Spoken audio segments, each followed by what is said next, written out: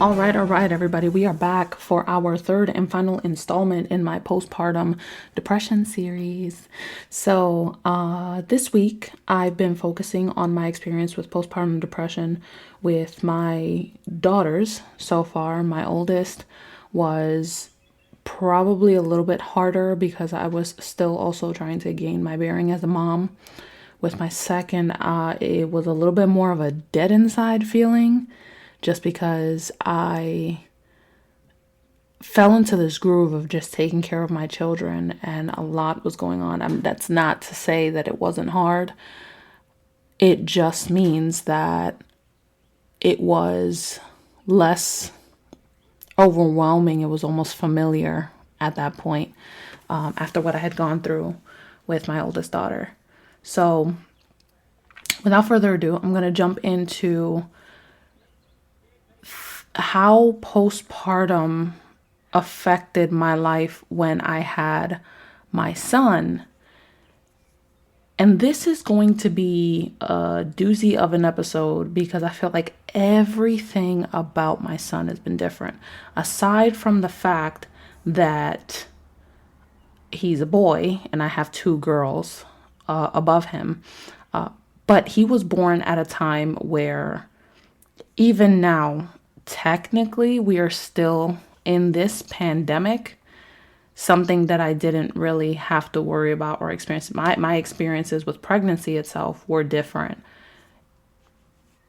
from my first two pregnancies to mine with his. So what we're going to do is we're going to take our little beginning break.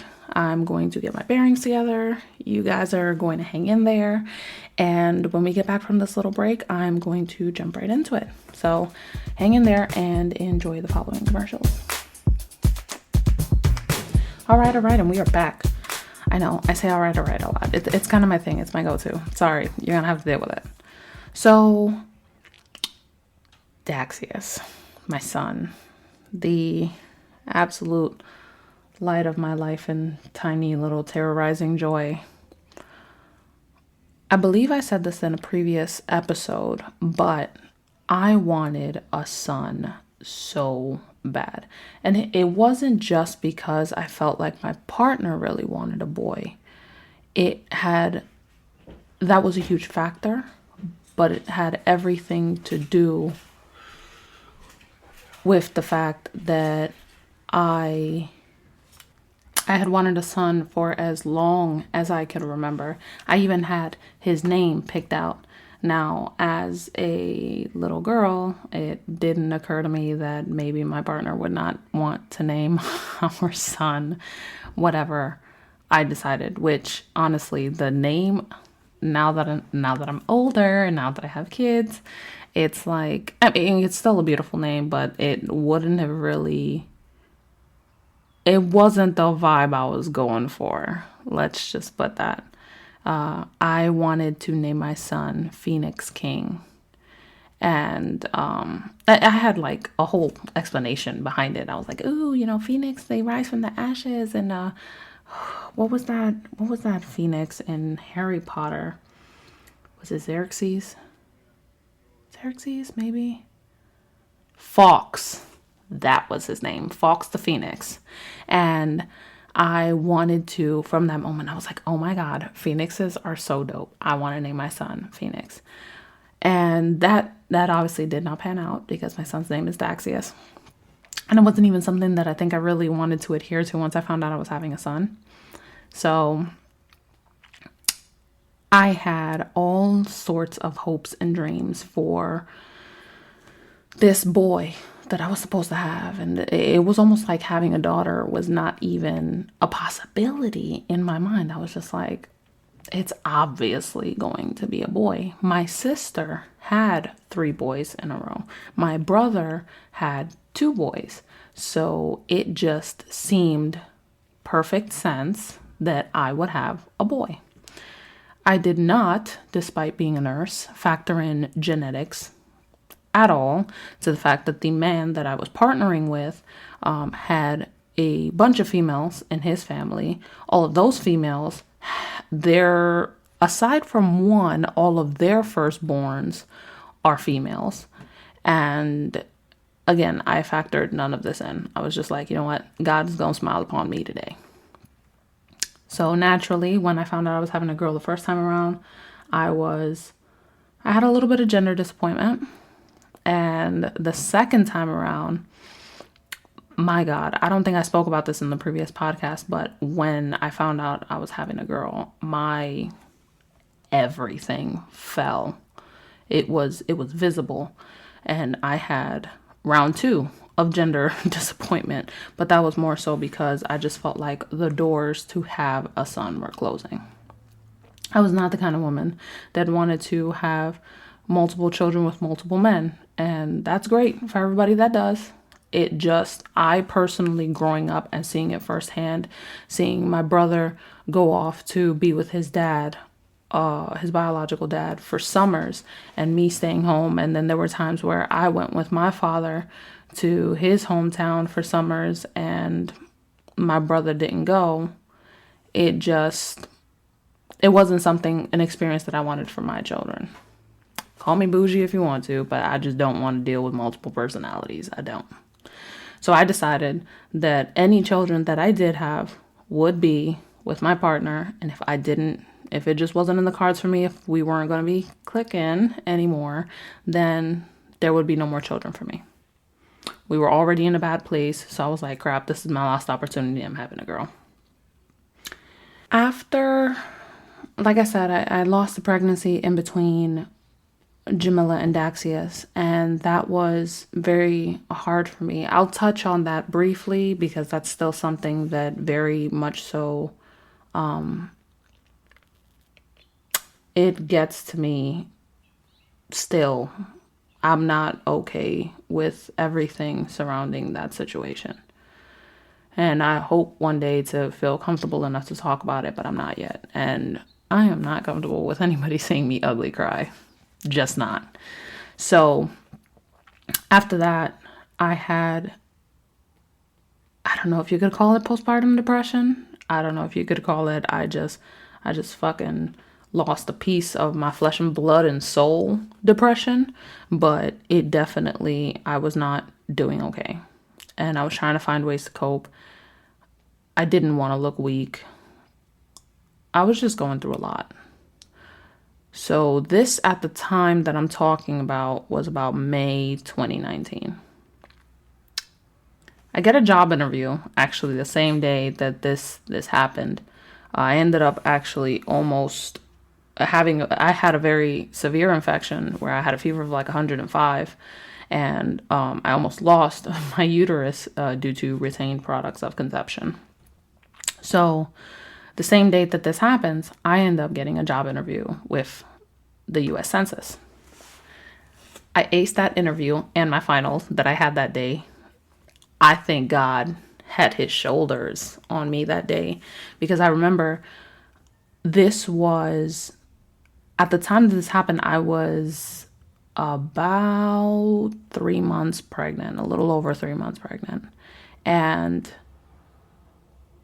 when I passed it, I had been in bed all day with what I felt were labor pains. And considering I'd already had 2 children, I knew exactly what it was. Everything happens. I realize I'm supposed to be taking a final for this class in about 45 minutes. I didn't know what to do. So I just got up, got dressed, and I went. It was so surreal. I didn't, the guy for the interview called me while I was cleaning myself up. And I'm like, I'm supposed to leave the house in 10 minutes. Could you call me back? And he's like, yeah, sure. The only reason I said that is because I had submitted in my application 7 months prior to this moment. There was no way that I wasn't getting this job. Now, I'm the kind of person that I can compartmentalize for logic. I really can. It's hard for me to, but I can. So when I heard job interview and I knew what it was for, I was like, oh, no. this is a problem to deal with for another time. I need to do this interview. Let me get myself dressed. Let me get in the car. And on my way across town, I'm going to have this phone interview. Sure enough, I had the phone interview while I'm driving across town. The class that I'm speaking about that I went to, it was the way that I set up my classes were it was one class a week, 3 hours long, each one. I was taking about 4 classes. This was my Monday class. I religiously missed this class. It was for therapeutic recreation, which was necessary for me to take to pass, but had absolutely nothing to do, not nothing to do, but it had very little to do with what I was going to do. Those that were in therapeutic rec had to like get a certain amount of hours for the internship and license, all that jazz. They had to sit down for actual exam licenses or license exams and all that garbage. I did not. I was going to get my degree, get my internship, get out. So I missed this class religiously. Out of, let's say, 14 classes, I maybe missed 8. The ones that I did stay for, I was in and out of. I just didn't like the class, the content. The teacher was great. It was just not my bag and it wasn't my thing. And I had this thing that every single time my partner called, I would answer the phone for him. I would sit outside and I would talk and all the time. And if I was in class, I wasn't focusing at all. I say all that to say I was terrified for this final because I had not studied. I have never studied in college. I did not take notes. I pretty much, to say half-ass, if quarter-ass was a description, that's what it would be. I take this job interview while I'm driving. I ace it. I get the job offer.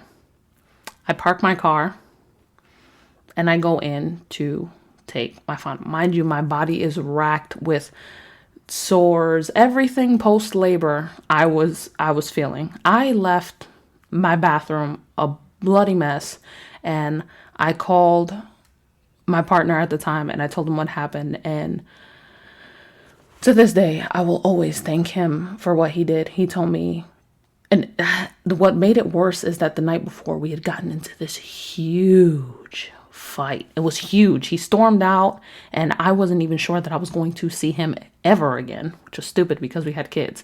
But I didn't feel confident in ever seeing him again.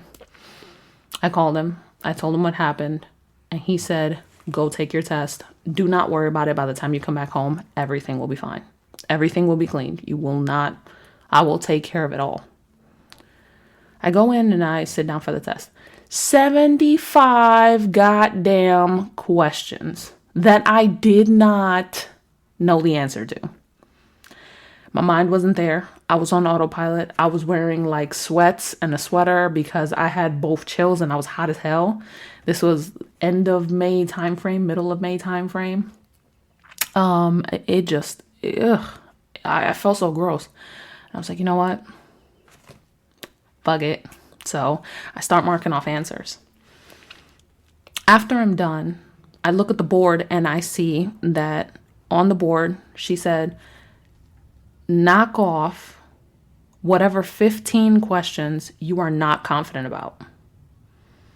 I was like, that would be pretty much all of them. So I guess I'm just going to go through this and knock out the ones that I'm for sure like, I absolutely do not know the answer. I sit down, I go through it, I knock off 15, and I hand in my paper. You guys, when I got my grades back from that test, when I look on Blackboard and see the score for that test, I got 100% on this exam. 100%. I still can't even believe it as I'm telling you guys that I got 100% on that final. That means that I got every question right and I managed to successfully eliminate the only ones that I had potentially gotten wrong. God had his hands. He had his hands on my shoulders that day. So after that, I got into a depression, but I was slated to start a job